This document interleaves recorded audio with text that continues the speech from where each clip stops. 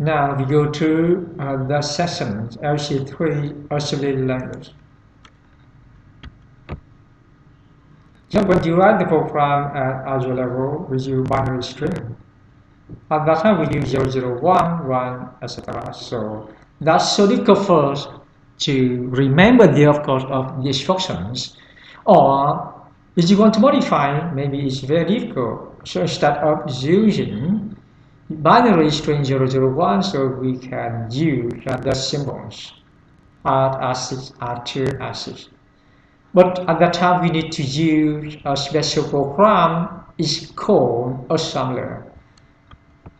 For example, with the LC3, you remember, we use some directory for our assembler to understand something. For example, we use .org, we use .bokw, we use .fill, we use .n. They are called directories for the special program assembler to understand. For example, with .org, we write the address after that to say, now we have the address for the program. So 3050, the address of the program or the address of the first function of the program, 3050. And again, number and 6. They are labels. So over here when you count, 3050, the address for the first. So 3050, 51, 52, 53, so again is 53, 3053, 54, 55, 56, 57, and 58. So here when we use 6 or number in the program, so we say 6, that means 3058 and number 3057.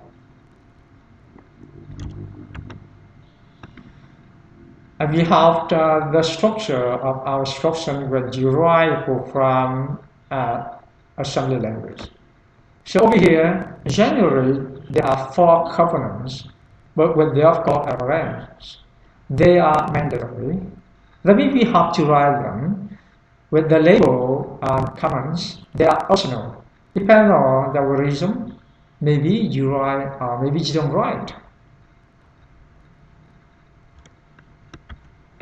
With the code, for example, you write the operation add and LD, LDR with the operands. We use 1, 3, power side 3, 6, number label, etc. And with the label, in fact, the label is an address.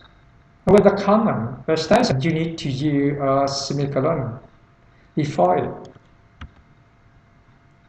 And here, they are assembly directives. We have the address with the address right after that to say we have the static address of the program. And with .n, the end of the program, with .lkw, we have to declare the range of end and notification. With the field, we write n, that means you want to assign the value n to our notification. With the string G's, that means you want to declare or you want to allocate n plus 1 relations.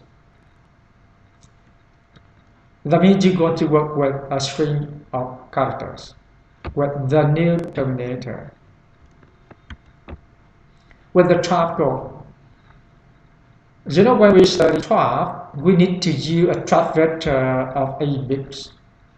And over here when you can write the trap vector with trap. For example, 35, 33, of course, they're in hex. 31, 20, 22.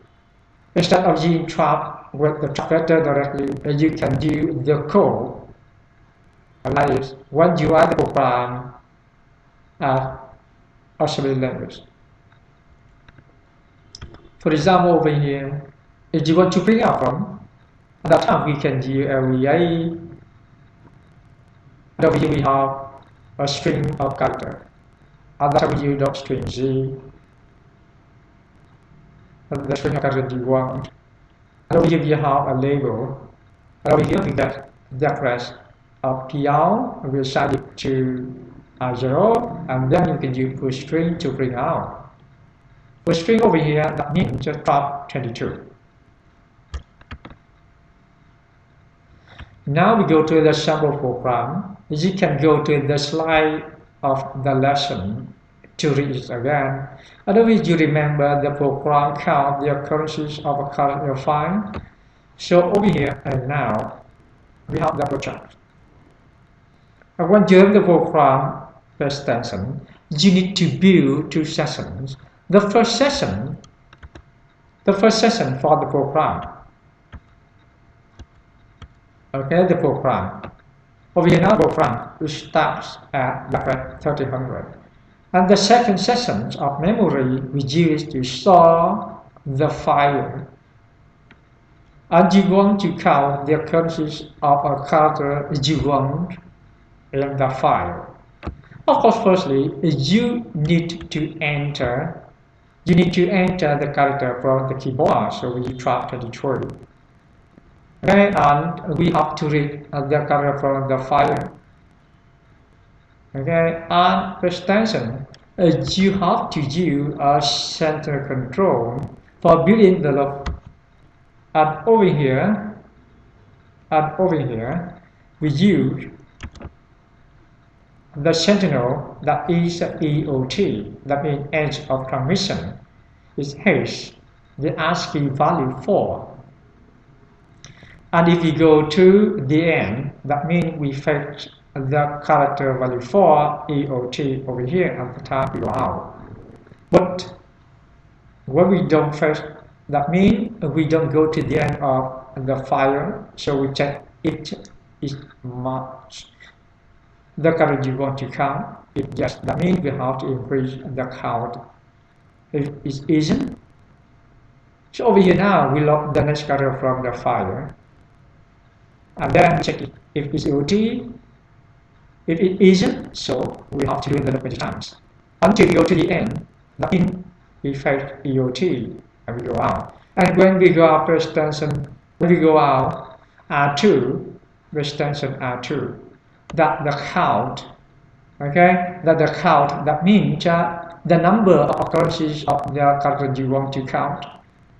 We have to change it to the ASCII letter. At that time, we can print it out with 1221 extension. And then we go to the end of the program. And this is the full program. Extension to the session for comparing.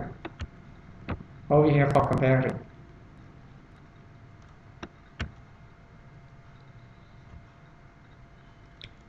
So we have some homework.